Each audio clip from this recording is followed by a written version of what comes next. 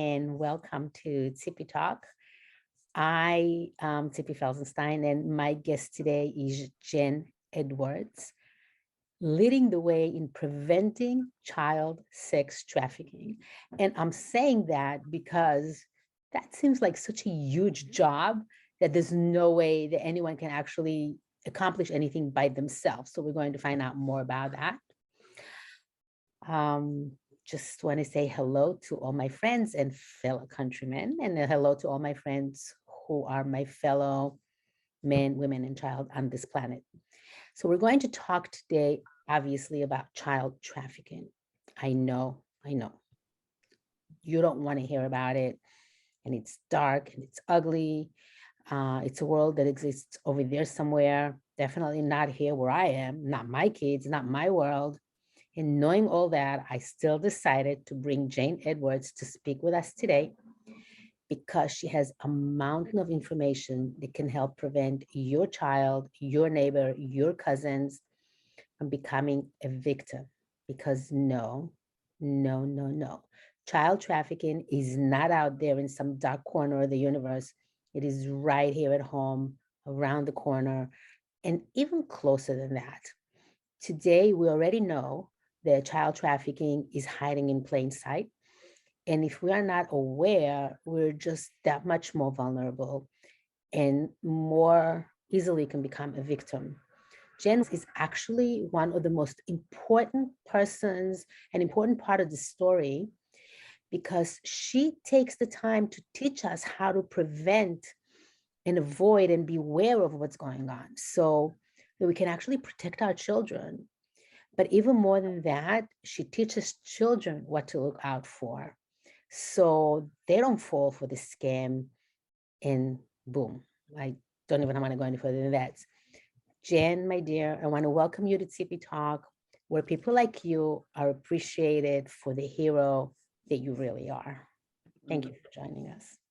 Thank you, Tippy. Thank you so much for inviting me to be on and to speak with you and your listeners and your fellow countrymen. And I have to ask, when you say fellow countrymen, where else would they be besides the US of A?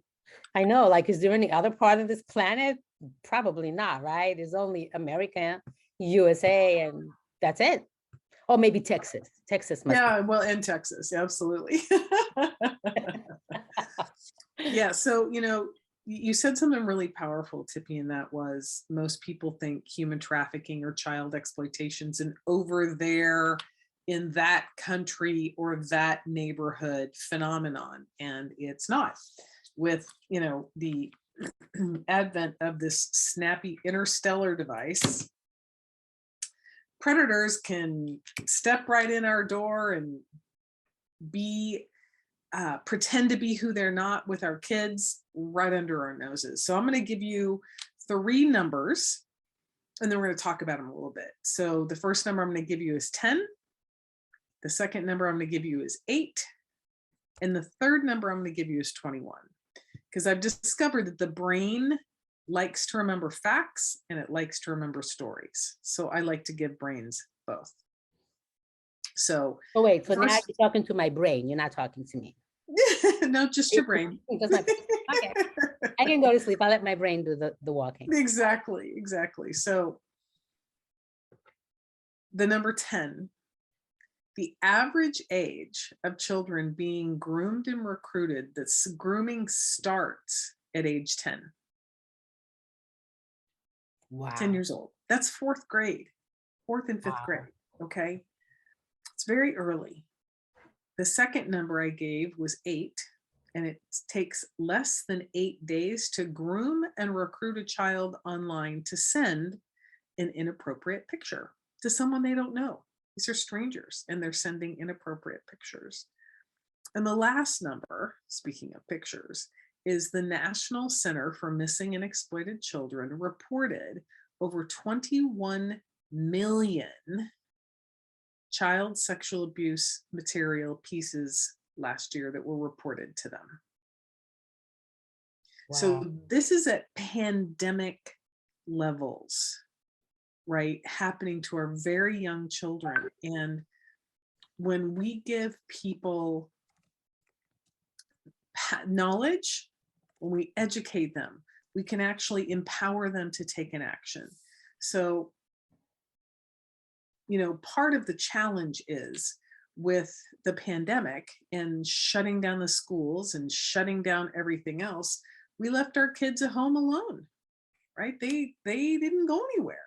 So that's why it got exacerbated, because our kids were already busy online, and this is their connection to the outside world. This is how they talk to one another, right? And if you notice, their sentences are short and sweet. So having conversations is definitely a separate, distinct phenomenon. But the good news, Tippy, is we can actually do something about that. We can actually prevent child trafficking. And I think most people get so overwhelmed by the data and the facts and the numbers and where it affects us right here in our heart that they don't even think that there's a solution. Well, there is. Me and you and your fellow citizens out there that are listening. My fellow countrymen. Yes, your fellow countrymen. We're the solution, because all it takes is one really simple conversation. You share a fact, you share a story. I'll give you a couple of stories that you can share. And then you just be quiet and share it with your kids and go, well, what do you think about that? Has anyone ever done that to you? Have your friends ever talked about that? And you just be quiet. And especially if you're an auntie or an uncle or a grandma or a grandpa or the cool aunt that's not really related by blood, but because you and your mom are best friends, that you become the auntie, right? It's imperative that all adults know what to ask and that kids know what to look for, so we can actually interrupt it before it happens. So I think that's one of the most important things that you do is show the kids what they can be looking for. And if a child, like you said, if 10-year-olds is the average age, already knows the signs of predator at age 10, it could literally save their lives more than one time, because Exactly. they're Exactly. the target. And how the grooming process, it starts so simple, Tippy. It starts so simple. It's, we are tribal by nature, and we want to belong, and we want to be connected, right? And let's just pretend that you're 14 and you came home and your mom yelled at you for not cleaning your room, and then you find out you get a C on your test, and then your boyfriend dumps you, right? All in one day. It's a bad day for a 14-year-old. Bad So day for me. Right, yeah, Bad for day for anybody, me. but for a 14-year-old, it's a bad day. It's a really bad day. Yeah, it's Or you definitely a pick up your phone. suicide. Right. And and you're scrolling through your Insta and you see that there's a couple of messages and there's a cute boy. He's got a great smile, right? And he's like, hey, beautiful, I saw your picture come through my feed. I thought I'd swing by and say hi. Well, remember, you're 14, you're upset, you're feeling a little disconnected. Oh, and by the way, very important piece, your prefrontal cortex is not fully developed. The decision-making process of your brain is not fully developed until your late 20s, early 30s. Okay, so you're already at a vulnerable position as a child. Put all the other stuff one more on thing. top. There's one more thing I have to add about Yeah. being is that you think you know everything too, Yes. which is a huge part of it.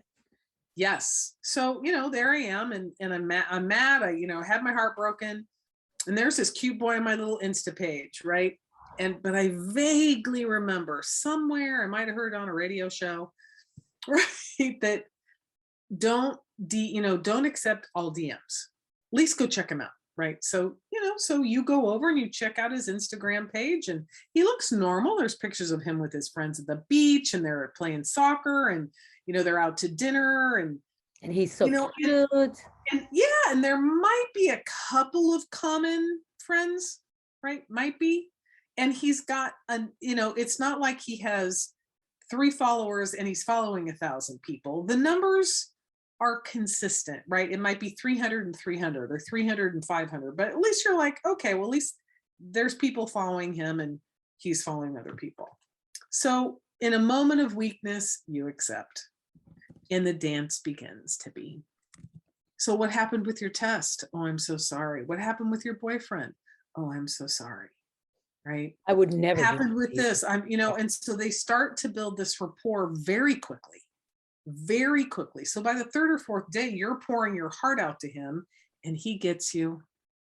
He gets you, Tippy, He got it. That's it. It's right? done. He Hit me understands me. hard. Oh, he gets you. Yeah. Oh, no one else understands me like he does. I feel so close to him. And then a couple of days later, he sends you a picture. And it's a little bit more than just the chest, right? And he says, your turn. And you say, I don't think so. I'll send you this, right? So maybe it's an off the shoulder, or maybe in your bathing suit, looking cute, right? And then he sends you another picture and another picture. It's like, come on, baby, I love you. We're so close. You know everything about me. All right. But see, what kids don't know and what parents don't know is this person has sent the same message to 300 people that day. And he's not exactly 14 years old either. No, he's not. He or she is middle-aged. Right. And so you have a middle-aged, mature brain interacting with a not fully developed 14-year-old brain. Very Who's easy. gonna win? Very easy. Right. Right? So simple. These people are master manipulators. So after a while, you're feeling pressure. You send them an inappropriate picture. And that's when they got you, Tippy. That's when they got you. Because he'll ask for another one. And you might send another one. And he asks for another one. And then you're like, this is uncomfortable for me. And this is where the threats and manipulation comes in. It says, well, if you don't keep sending me pictures, I'm going to send all these pictures that you sent me out to your friend group, and they're going to know exactly who you are. For a 14-year-old, that is mortifying. That is a fate worse than death. Okay. And so at that moment in time, that child's kind of left with, in their mind, remember, not fully developed yet, in their mind, I'm trapped and I really only have a couple of options here. I can either keep sending pictures. I can maybe take a shot at telling my parents. We'll see how that goes. Maybe. Yeah. Maybe. Or if I'm feeling a particular way, self-harm might be in that realm too. So when we educate the kids, it's like, look, the moment somebody asks you for a picture or sends you a nude, they do not have your best interest in mind, because the moment you send a picture, there is no getting that back. And I don't care how in love you think you are. There's no getting that picture back ever. Nope. And Snapchat doesn't necessarily delete all their photos. Okay. So No, they don't. And yeah. even if they do, you can always make a copy of it, and it's not. Well, and people can take pictures of pictures. Right, exactly. You can So it's click not a little exactly- picture right yeah, on your it's not- screen. No, right? it's definitely not safe one. But let me ask you something No, before you go on. but I want to ask chat- you something. I want to ask you something that's important before you go on. please. Because you said something about, well, they have 300 people following them. They follow 300 people. What's the significance on someone, let's say, that is being followed by 25,000 and only follows 10 people, or vice versa? Yeah, What- well, what does that mean? it would never be at 25,000. It would be they're following 1,000 or 1,500 people, and only a handful of people are following them. And then they have 5 posts. That tells me that person is not active on Instagram. They have just enough pictures up there to look like a real person. Oh, so that's one of the things that you teach kids to look at and Yeah. identify a real person versus a fake account. Absolutely. Because I'm clearly not 14, but I get. Oh, really? I thought you were 14. I know, Mhm. I know. But I gotta, and I take pictures of these texts, right? And I was with some teenagers, because we're in the process of building this really cool mobile app. And so I was with some, and I can't say anything about it yet, because it's easier to kill a king or an idea before it gets launched. But I was showing this kids, I said, wait, I said, because I got one of those messages, right? Hey, beautiful. And I'm like, oh my Lord. So I'm like, I said, you watch, I'm going to answer. And I'm like, hi, boom. My name's so-and-so. Gee, you're like, it was like the bots were coming through. And she's like, oh my gosh. I go, yeah. I said, so it's the thing about sexploitation. And I did say sexploitation is it knows no socioeconomic, no demographic, no geographic boundary, meaning it doesn't matter how much money you make or not make. Doesn't matter how old you are.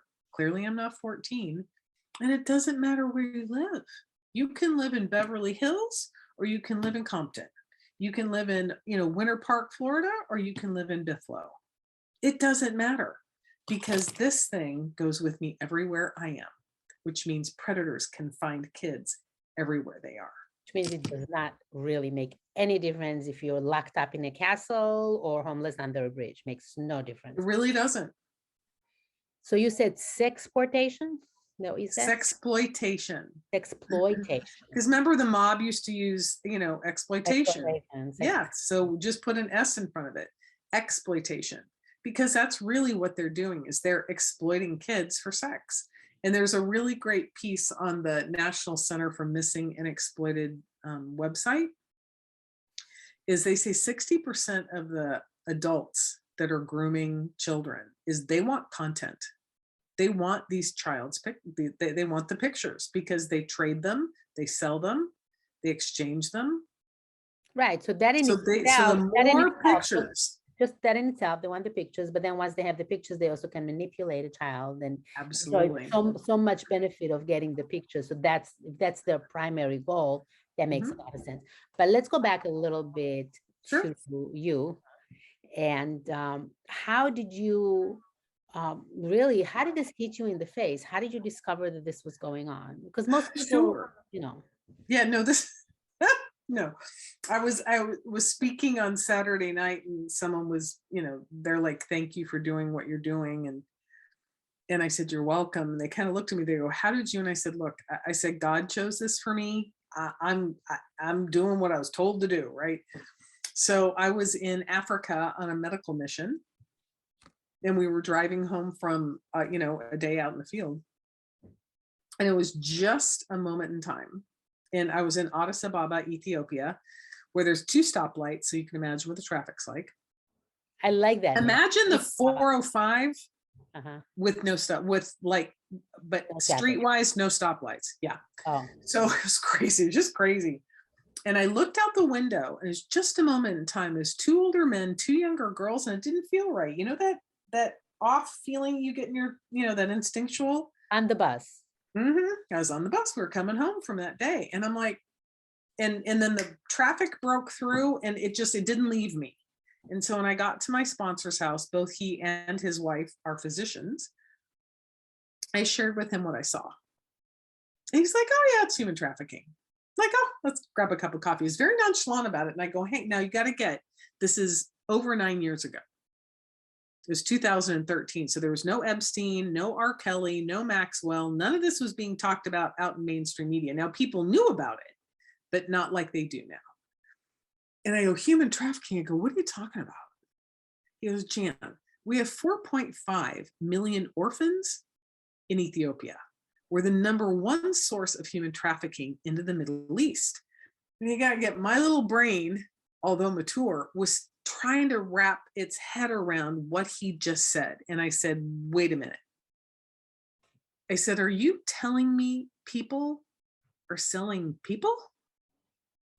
And he looks at me again, like shakes his head, like, where you been, These Jan? days? Oh my God. He goes, Jan. He goes, this is $150 billion industry. He's like, where you been? And I'm like, well, I live in Orlando. Happiest place on earth. We don't really talk about that kind of thing. And by the way, Disney is not an innocent entity. No. And yes. And we're the Sunshine State, always happy. And it hit me right there. God laid it on my heart. And I came home and I did some research and found out Florida has the 3rd highest number of calls to the National Trafficking Hotline behind California and Texas. It goes California, Texas, Florida. And I'm like, Ethiopia, I'm coming for you, but I got to fix my own backyard first. And so I've been on that mission ever since. I did 2 years of market research before we went out into the market to use our training. And we've trained and educated and helped kids be empowered in this environment, over 16,000 kids. So I love when people say God chose this for me, because a lot of people do things that God chose for them, but most of them are not aware that they're doing it. But when something like that hits you out of nowhere, I mean, you never thought about child trafficking, you never knew about it, and all of a sudden you become aware of it, basically. That's it. You just became aware of the fact that there is such a thing as child trafficking. And you say, oh my God, I'm gonna have to do something about it. Why Yeah. doesn't everybody do something about it? And you do it.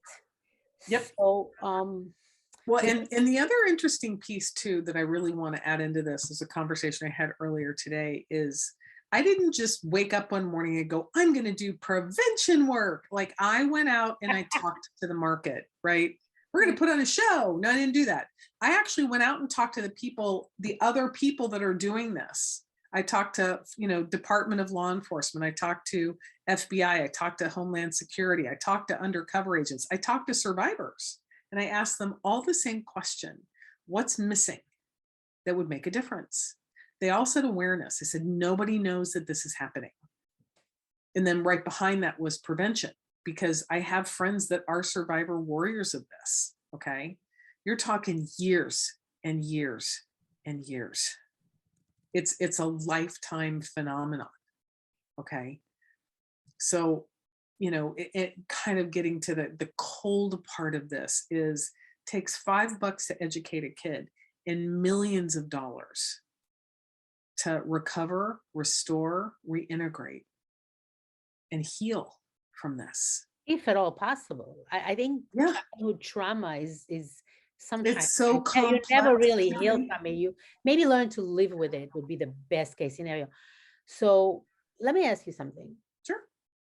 Does it matter how much you know about child trafficking? Does it matter that do you really need to go down that rabbit hole and know everything about it? No, Or does it really matter that you know it's there and you find out as much as you can how to prevent it for you or your children and their children? absolutely. The latter for sure. And it's really simple. Online's easy because these guys will start making promises that Right they away. can't deliver, right? And I tell my friends who's, they've got cousins or nieces or like, oh yeah, my niece was invited to LA and they're going to fly her out. I'm like, stop. They don't do that. I have friends that are actors and performers. Nobody flies anybody anywhere. You show up on your dime and they reimburse you if you get the part. You're I lucky if go, you even get to show up because yeah. I go, if I said, nobody flies anybody anywhere. That's the first thing. that's the first sign like Secondly, something is wrong. yeah, if some stranger within 5 days asks you for a nude, okay, they don't have your best interest in mind either. It's just like these simple things that because Hollywood has so made this, between Pretty Women and Taken, we think it looks one of two ways. No, it doesn't look that way. Our kids don't have to leave their house to be exploited. Right. And that can lead to trauma and self-harm. So, just knowing those simple things. And for parents, you got to really be, yeah, I tell people, I said, don't be a helicopter parent because that's annoying. Be a stealth parent, right? You can go from being an in-your-face parent to a stealth parent and kind of go back and forth because it gives your child the space to try new things and test stuff out while you're still a safety net. And because you're aware of what's happening, you can interrupt it before it happens. Video games, that's where they try and recruit boys. Video games, if they've got a chat feature, Roblox is one of the worst, right? And so you can plop down on the couch and go, what you playing? Can I see? Will you teach me? You start to change the parent child dynamic, and kids love teaching their parents stuff, right? Has them feel like they're in the driver's seat. And then you'll actually get to learn what's going on and happening. And then at some point in time, they're going to come back around and go, Mom, you know that conversation we had about strangers asking for things? And you're gonna be like, yeah, of course, honey. And they're gonna go, so this guy asked for a picture, they're not even gonna have to finish the sentence, and you just got to put your hand on their little hand and go, honey, it's okay, we're gonna get through this, I got your back, tell me everything that happened. Because the key here is that predator's not just going after your child, they're going after hundreds of children. So you stopping the action, calling the police, taking pictures of the comments, taking pictures of the dialogue, right, can actually help catch these predators, which in turn, not only are you saving your child's life, you're saving potentially hundreds of children's lives. and knowing and fully understanding. I invite parents, I say, go to the app store and type in ASK FM, and then scroll down to see all the other apps that are going to show up. You'll be mortified. You'll be What's like, FM? what the heck? What's FM? ASK FM. It's a chat app. It's a Oh, chat app. that. So what you're really saying is educating kids and educating parents. Those are the two sides of Yes, ma'am. the coin that you work on. Yes, ma'am. Just as important, because if you educate kids without the parents or the parents without the kids, you got half of the equation. Well, the other interesting point though too is parents are like about it. Kids, that's why I love middle schoolers. That's our sweet spot. They can't wait to go home and talk to their parents about it. And the parents are thrilled because it's a weird topic for them to start, right? So their kids coming home going, Mom, I watched this film and I learned this and I learned that. And then you can actually look up stuff together online. Right. So it's empowering for both of them to be on this journey together. Right. Yeah. Yeah, I think what you did is you took something really dark and ugly that no one wants to talk to, but you have been able to focus in on the one thing that is the most important thing here, and that is education, because there is no prevention without education. Mm-mm. I mean, if everybody knew exactly what was going on, then who are they going to attract? Right. But there is other forms of recruitment, like literally taking kids by force. There is other But forms. it's a very small percent. It's less than 2%. But why would they want to do it by force when they can do it willingly? So Bingo. that makes a lot of sense. It's so much Bingo. easier these days. Mm-hmm. So yeah, that is so powerful and so profound that first of all, bring it to awareness that it is here, it is in the backyard. And second of all, you can prevent it by being aware of it. Because I love the fact, like I was going to talk to you about child trafficking, and I was going to go a little bit into more detail of what it really is, victims. I kind of thought also that it might be that you might have been a victim, and that's why you're so passionate about it. Thank God you're not, but there are people who are not victims, like me, makes my stomach sick, and I'm not a victim of child trafficking. So, but thank God also a lot of victims that are able to be working with this side of trying to prevent it. Absolutely. Well, I just get mad about stuff. I get mad and then I get focused. I'm like a dog with a bone sometimes. It's just like, it's not okay that people are targeting our children. It's just not okay. And I have the wherewithal, meaning the mental capacity, the intellectual ability to be able to do this. And, there are nights when I cry myself to sleep. Okay, there are. However, I bet you see a lot of very dark things, and that's but when I hear about a child that took our training, had somebody ask for a nude, immediately went to their parents because of what we taught them, that's everything to me. And then when I hear about when I hear about the kids in the backside, it just fires me up to get in front of more kids. It's just fuel for my fire versus being sad and morose and I can't do anything about it. No, I actually can. And so because look, this is preventable, Tippy. This is preventable. I cannot prevent childhood cancer, but this I can prevent. So are you working also on maybe implementing part of the school education to include that? Because I think that would make a huge difference too. Absolutely. Well, we're lucky in the state of Florida. Our governor signed a bill last year that requires all schools K through 12 to have human trafficking awareness and prevention training. Wow. How did that happen? Well, we fought like heck for it. Oh, okay. So that's we fought Florida for 5 years. That's in Florida. What about places where it's really big, like Texas and Los Angeles? Texas actually has a law passed. Arizona has a law passed. Yeah. And there's the school, a couple of districts in Northern California have this implemented too.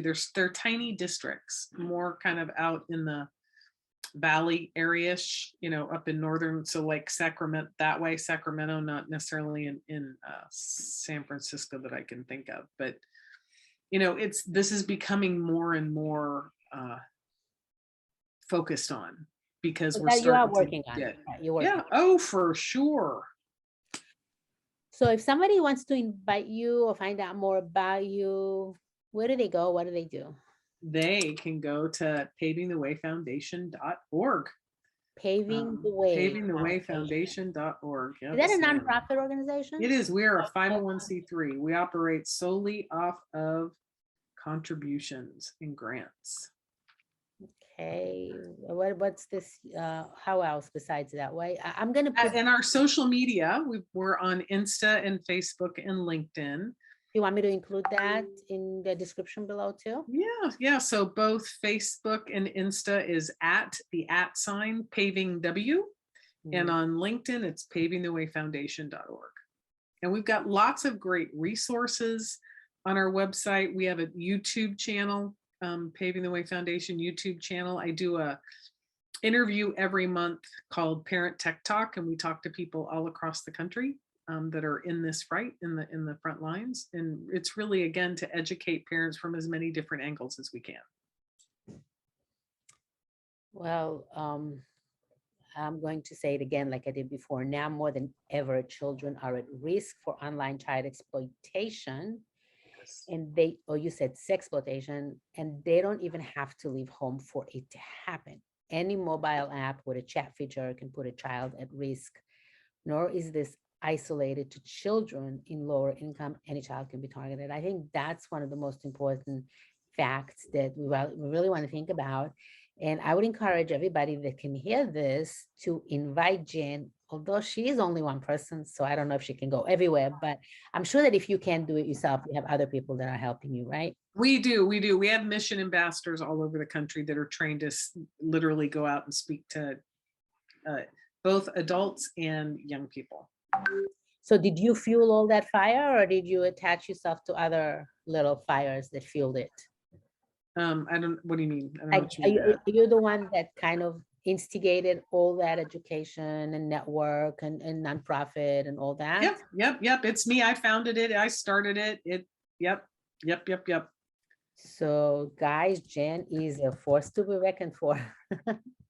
Definitely. And I think this is something also that is heart driven.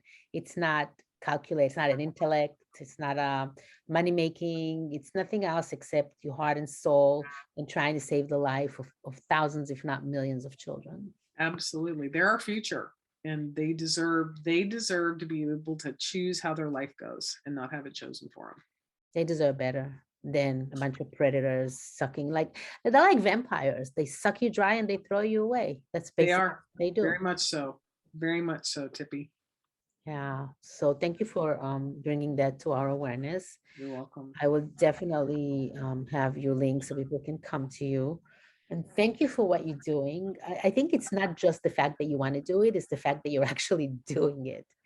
Because a lot of people cry about things, but you just don't do anything. And I think that's the big difference. It's if people's lives have been changed, even if you don't even know about them, you can't possibly know about everyone. No, we share with people that we're planting trees whose shade we'll never sit under, and I'm okay with that. I see that differently. I see every tree you plant, every deed you do, you will sit under it. You may not know when, but I do believe that we do sit under it in one way or another, in this lifetime or maybe in another lifetime. But Right. you do pay for, there's consequences for everything you do, good and not. Mm-hmm. So yeah, those people have consequences, but we want to try not to create as little victims as possible. Exactly. Absolutely. So I really, really appreciate what you do. Any last word you want to say if the world is listening, not just our countrymen, other countrymen too? Absolutely. There is hope, and it starts with me and you. It's time to stop being a bystander and take an action. Just that one, a smile on the sidewalk, checking in with a friend, having your kids check in with their friends at school, going, "Hey, are you okay?" Just that little check over time can really give someone the opportunity to be like, "No, I'm not okay, and I've been hiding it. Here's what's happening." And they may not be being trafficked. They may be dealing with abuse at home. They may be dealing with an alcoholic or, some other addictive parent at home. They may be dealing just with depression. I mean, who knows, right? There's so much happening out in the world. But we as human beings, we're all connected. And if you can hear my voice, I just invite you tomorrow to reach out to one person and just check in on them. That action right there could actually make a difference in someone's life. There's nothing I can add to that except reiterate time to stop being a bystander. Stand up, even if it means smile more than you usually do. Do something you've not done before today. Child trafficking is a nightmare, but we are living in a big pot and the water is boiling, and slowly we're all going to become edible lobsters if people don't wake up and do something. And I know that the few, the brave, will do it and we'll be the ones to save everyone, but at least we have that. So you're one of those few brave heroes. I really appreciate you. Thank you so much for joining us, Jen. Thank you for having me, Tippy. I really do appreciate the time. And one more thing before I let you go, if anything develops that you feel needs to be spread really quickly and go viral, definitely let me know right away. I will, for sure. I have your word. You have my word. I already have something in the back of my mind. It'll come to you next week. Ah, good. I like that. I like to be at least a vessel and at least do something, because I don't want to feel Absolutely. like I want to, but I can't do it. Thank you, everybody, for taking action. Not going to thank you for listening, because actually you will thank us for listening. This is a lifesaver, but I will thank you for getting up tomorrow morning and saying to yourself, what can I do today to make the world a tiny little bit better? Because there is a ripple effect. And I'm not telling you to drop your entire life like Jan did, but at least do something very small. Bye, Jen. Bye.